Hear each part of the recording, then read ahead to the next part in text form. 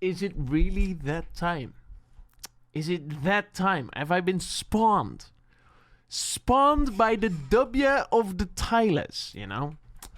You already know, he brought out our reaction video is a problem, blah, blah, blah, blah, blah.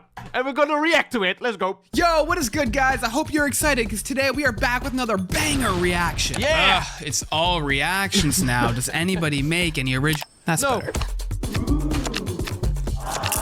All right, chat, give me a second. I'll be right back, but enjoy this video. I gotta pee.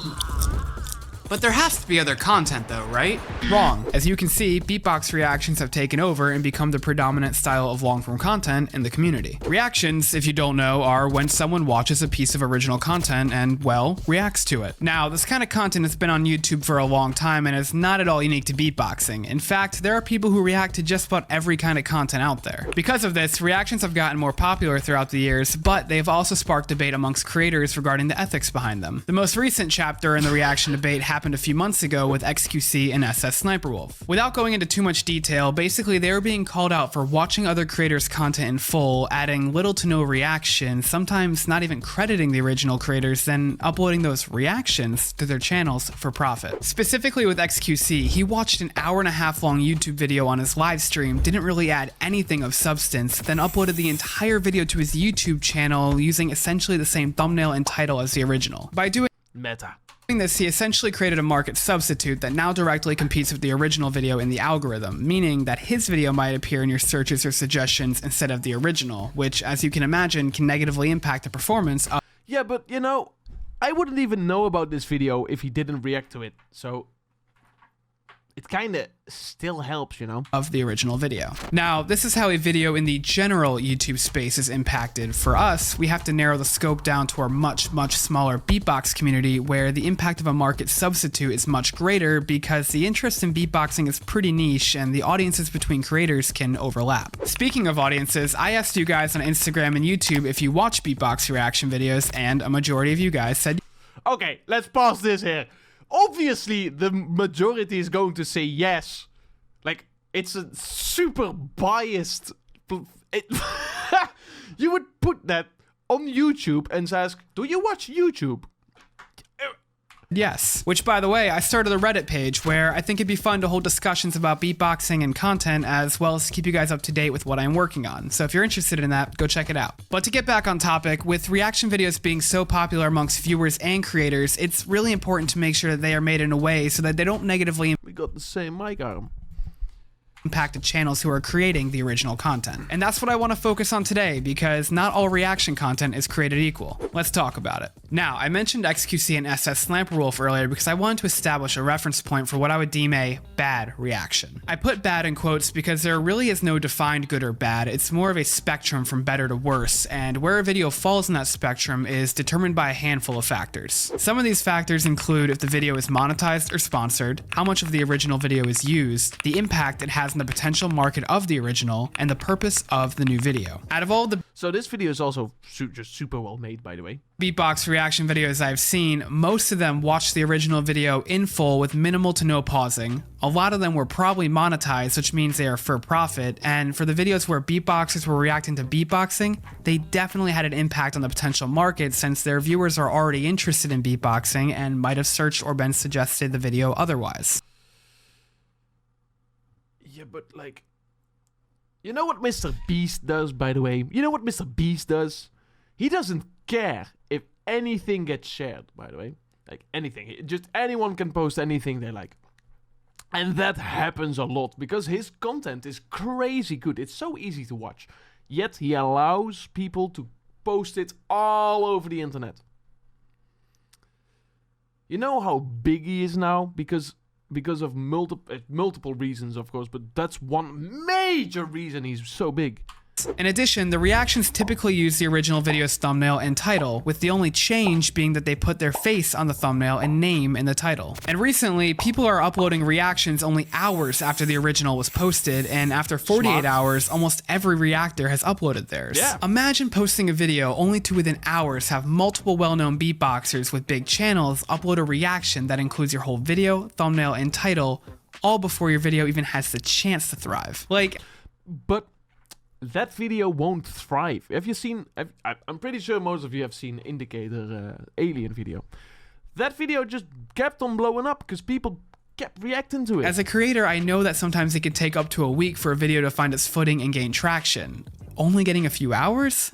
That's crazy. But I want to clarify that I don't think most of the individuals that make content that I would consider on the worst end of the spectrum mean any harm. They just love beatboxing and want to share that with their audience. Though, as I said earlier, not all reaction content is created equal, and there are creators, in my opinion, who produce their reactions on the better end of the spectrum. I think someone who is a good example of this, although not immediately a part of the beatbox community, is the Fairy Voice Mother, who, if you aren't familiar with, is a vocal coach who occasionally reacts to beatboxing and has even collaborated with beatboxers such as River, Stitch, and Beatbox International. This creator being a vocal coach is notable for two reasons. One, their audience is primarily not beatboxers, but rather people who are interested in singing or vocal anatomy. Therefore, when they react to a beatboxing video, there isn't as much overlap, if any, between audiences. Two, the purpose of their video is to analyze the voice and vocal anatomy, all while providing valuable insight that the viewer might not have had otherwise. Now, in all That's good shit. of their videos I've seen, they do typically play the full original video. However, as they are reacting, they pause the video a lot to talk about what's going on vocally. So if anybody was there to only watch the original video and didn't care about their analysis, they would probably get annoyed, leave, and go watch the original video. Another good example, this time from within the beatbox community, is when Maddox reacted to the Inertia vs. Helium battle from GBB 2021. The reason I think this reaction falls on the better end of the spectrum is because he split the beatbox battle into two analysis videos, one for each round. And in each of those videos, he would only watch a small portion, then provide his analysis. He never played the full round uninterrupted. Because of this, it's unlikely that these videos would be considered a market substitute, since the original video is only 10 minutes long, while the total runtime of his two separate reaction videos is almost an hour. Oh, God damn. Oh, Maddox went all out on this. Oh my God, does he? I don't know if he still actually does it.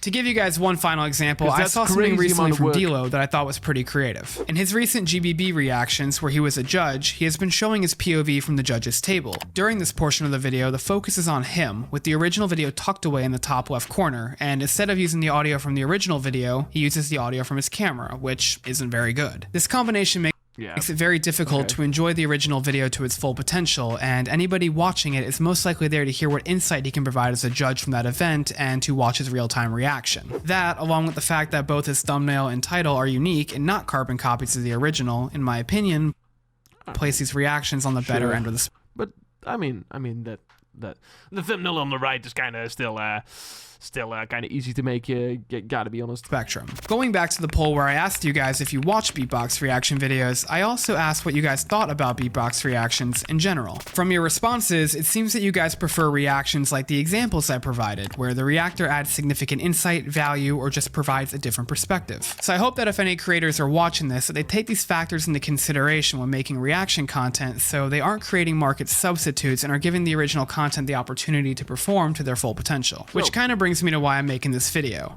I feel like every day I check my subscription feed, I see like one original beatbox video followed by multiple reactions to that video. And it's crazy to me with an art form as original and creative as beatboxing that our content right now, well, isn't. Maybe it's due to a desire for views or to keep up with the ever-increasing demand for content that, let's be honest, is virtually impossible to keep up with. But reactions, if done on what I would deem the worst end of the spectrum, are very easy to produce. I mean, I could sit down right now and produce a week's worth of them in a matter of hours, but it would all be at the expense of the original creators, and I personally wouldn't get all that much enjoyment out of it. Plus, I know how much work can go into producing original content. From planning to scripting, storyboarding, filming, audio engineering, color grading, editing, cutting shorts, making a thumbnail, and marketing. Where I can imagine not being too happy if someone takes your video, makes it full screen, hides their camera in the corner, plays the video uninterrupted, provides little to no commentary, overreacts, then profits. With that said, when reactions are creatively made and add significant value, they're fun to watch, and I totally understand why they're so popular. But I think that basically covers everything. What do you guys think about I mean, just sitting there, just add in, just like, oh wow, this is just crazy. Like, all right, fair enough. It's kind of, but given some insights, he does this there, or like doing extra stuff with it. I mean, I'm not gonna go and make an hour-long video on an 8-minute fucking video. I'm not gonna do that, but I'm going to give some insights. And if you like that, what